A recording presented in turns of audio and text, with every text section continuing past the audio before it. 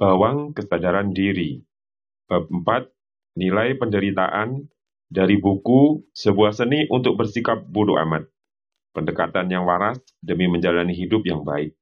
Terjemahan dari buku berjudul The Subtle Art of Not Giving a Fuck oleh Mark Manson.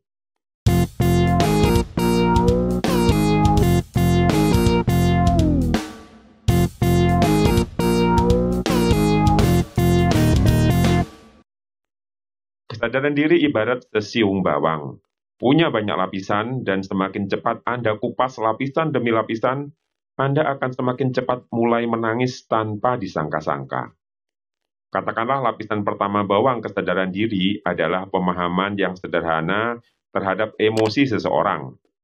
Seperti inilah jika saya senang. Ini membuat saya sedih. Ini memberi saya harapan. Sayangnya, ada banyak orang yang payah bahkan di tingkat kesadaran diri yang sangat dasar ini. Saya tahu karena saya adalah salah satu di antara mereka. Saya dan istri saya terkadang saling menimpali seperti ini. Istri saya bertanya, "Kamu kenapa?" Saya menjawab, "Nggak ada yang salah, nggak ada apa-apa." Dia bertanya lagi, "Enggak, pasti ada sesuatu yang salah. Utarakan saja." Saya menjawab lagi, "Aku baik-baik saja, sungguh." Dia terus bertanya, "Yakin? Kelihatannya kamu marah." Saya menjawab sambil tertawa kaku, "Oh ya? Enggak kok, aku baik-baik saja. Serius?" 30 menit kemudian, saya berpikir, dan itulah alasannya mengapa aku sangat kesal. Dia bertingkah seakan-akan aku tidak pernah ada. Kita semua memiliki titik-titik kekurangpekaan emosional. Titik-titik itu muncul karena berpautan dengan emosi-emosi yang dianggap tidak pantas untuk dibiarkan berkembang. Perlu latihan dan usaha bertahun-tahun untuk bisa mahir mengenali apa saja kekurangpekaan emosional yang ada dalam diri kita, dan kemudian mengekspresikan emosi-emosi yang terpengaruh itu secara tepat. Tindakan ini sangat penting dan layak dicoba.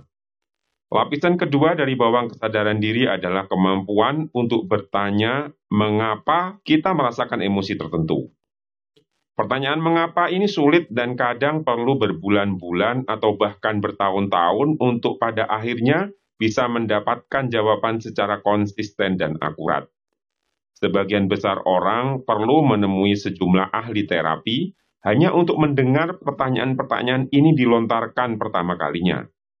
Pertanyaan itu penting karena memberi pencerahan akan apa yang kita anggap sebuah kesuksesan atau kegagalan. Mengapa Anda merasa marah? Apakah karena Anda gagal mencapai suatu sasaran? Mengapa Anda merasa lesu dan tidak bersemangat? Apakah karena Anda merasa tidak cukup andal? Lapisan pertanyaan ini membantu kita mengerti akar masalah dari emosi yang menguasai diri kita. Begitu kita memahami akar masalah tersebut, idealnya kita bisa melakukan sesuatu untuk mengubahnya. Namun masih ada, bahkan lebih dalam, lapisan bawang kesadaran diri lainnya. Dan sialnya, ini yang membuat kita berderai air mata. Lapisan ketiga itu adalah, mengapa saya menganggap ini sebagai kesuksesan atau kegagalan? Bagaimana saya mengukur diri saya? Dengan standar apa saya menilai diri saya dan setiap orang di sekitar kita? Tingkat ini yang memerlukan pertanyaan dan usaha yang terus-menerus luar biasa sulit diraih. Tetapi inilah hal yang paling penting karena nilai-nilai yang kita pegang menentukan hakikat permasalahan kita, dan hakikat dari permasalahan kita menentukan kualitas hidup kita. Nilai mendasar segala hal yang berhubungan dengan diri kita dan apa yang kita lakukan. Jika nilai-nilai yang kita anut tidak bermanfaat, jika apa yang kita anggap sebagai sebuah kesuksesan atau kegagalan dipilih dengan gegabah, apapun yang dibangun berdasarkan nilai-nilai tersebut, pikiran, emosi, perasaan sehari-hari, semuanya akan rusak. Setiap hal yang ada dalam benak dan perasaan kita mengenai suatu keadaan, pada akhirnya kembali pada seberapa bernilainya hal tersebut dalam pemahaman kita masing-masing. Sebagian orang kelimpungan menjawab pertanyaan mengapa ini secara akurat. Dan ini menghalangi mereka untuk mencapai pemahaman yang lebih dalam atas nilai-nilai yang mereka anut sendiri. Tentu, mereka mungkin mengatakan kalau mereka menghargai kejujuran dan persahabatan sejati, namun kemudian mereka menikung dan menusuk Anda dari belakang demi membuat diri mereka sendiri merasa lebih baik. Orang-orang mungkin mempersepsikan diri mereka kesepian, namun ketika mereka bertanya kepada diri sendiri mengapa mereka merasa kesepian, mereka cenderung menyalahkan orang lain. Semua orang kejam, tidak ada seorang pun yang cukup cakap atau pandai untuk memahami mereka, dan karena itu mereka lebih baik menghindari masalah mereka jauh-jauh ketimbang mencari jalan keluarnya. Bagi beberapa orang, itu dianggap sebagai kesadaran diri atau self-awareness.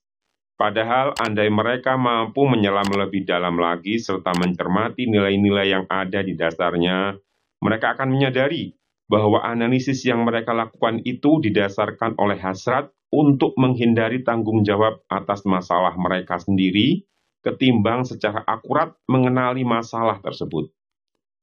Mereka akan menyadari bahwa pilihan mereka hanya sekadar untuk mendapatkan sensasi kelegaan sesaat, bukannya melahirkan kebahagiaan yang sejati. Sebagian besar motivator juga mengabaikan lapisan kesadaran diri yang lebih dalam ini. Mereka menjadikan orang-orang miskin sebagai klien mereka karena orang-orang itu ingin menjadi kaya, lalu memberi mereka segala jenis saran tentang bagaimana mendapatkan penghasilan yang lebih besar, dan mengabaikan pertanyaan dasar yang sangat bernilai. Mengapa mereka menempatkan kebutuhan untuk menjadi kaya di urutan pertama? Bagaimana mereka mengukur kesuksesan atau kegagalan mereka sendiri? Bukankah sebenarnya ada nilai-nilai tertentu yang sangat mungkin menjadi akar masalah dari ketidakbahagiaan mereka, dan bukannya fakta bahwa mereka belum mengendarai Bentley? Banyak petuah di luar sana yang menggunakan pendekatan yang dangkal, yaitu hanya membuat orang-orang merasa baik dalam jangka pendek, sementara masalah jangka panjang yang sesungguhnya tidak pernah terselesaikan.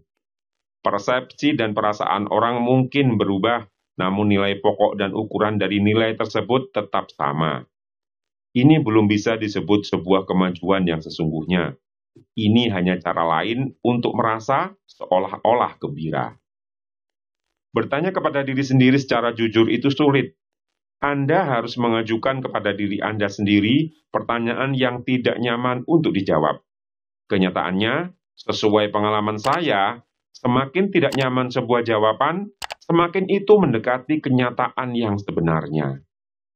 Luangkan waktu dan pikirkan sesuatu yang sungguh membuat Anda muak. Sekarang tanya diri Anda, mengapa hal itu mengganggu Anda?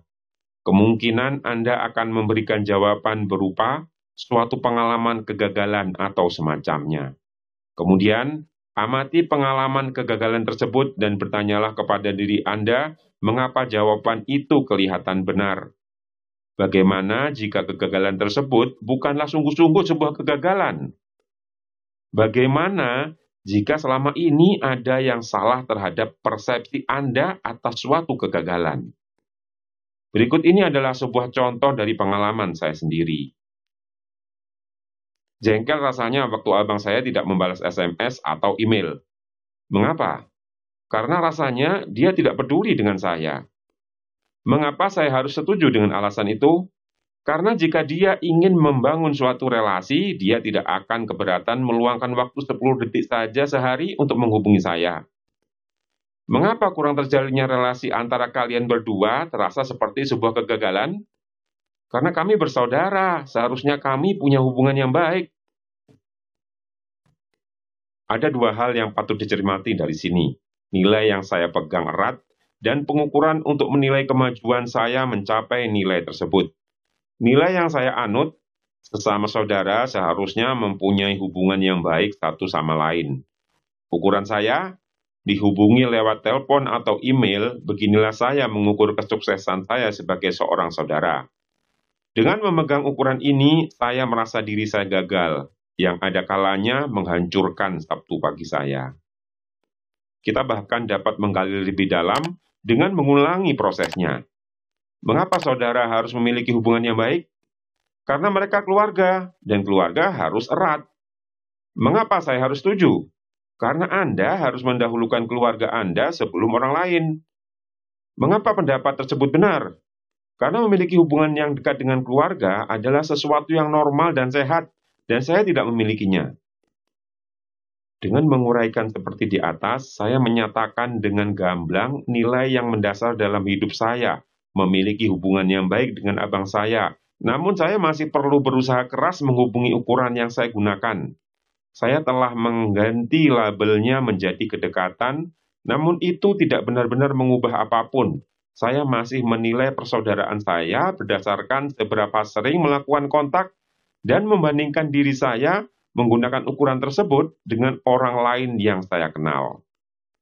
Orang lain tampaknya memiliki sebuah hubungan yang hangat dengan anggota keluarga mereka, namun saya tidak. Jadi jelas kalau ada sesuatu yang salah dengan saya. Tapi bagaimana jika saya memilih ukuran yang buruk untuk diri dan hidup saya? Adakah nilai yang luput dari perhatian saya? Well, barangkali saya tidak perlu dekat dengan saudara saya untuk bisa memiliki hubungan yang baik yang saya anggap sebagai nilai itu. Barangkali yang dibutuhkan hanyalah sikap saling menghargai, dan itulah yang selama ini terjadi. Atau mungkin saling percaya, dan itu juga ada.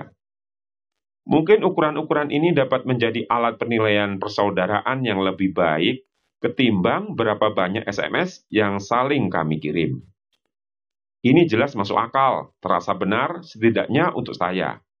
Tapi rasanya masih perih mengetahui kenyataan kalau saya dan saudara saya tidak dekat. Dan tidak ada cara yang positif untuk menutup-nutupinya. Dengan menerima hal ini, tetap tidak ada trik khusus yang membuat Anda seolah tampak ideal. Memang kadang saudara, bahkan saudara yang saling menyayangi, tidak memiliki hubungan yang dekat, dan itu tidak masalah. Sulit untuk menerima hal ini pada awalnya, tapi itu tidak apa-apa. Situasi objektif yang menimpa Anda saat ini tidak sepenting cara pandang Anda terhadap situasi tersebut. Bagaimana Anda memilih cara untuk mengukur situasi tersebut dan menilainya. Masalah mungkin tidak dapat dielakkan, namun makna dari setiap masalah bisa dikelola. Kita harus mengendalikan makna di balik permasalahan kita seturut persepsi yang telah kita pilih, seturut standar yang telah kita tentukan untuk mengukurnya.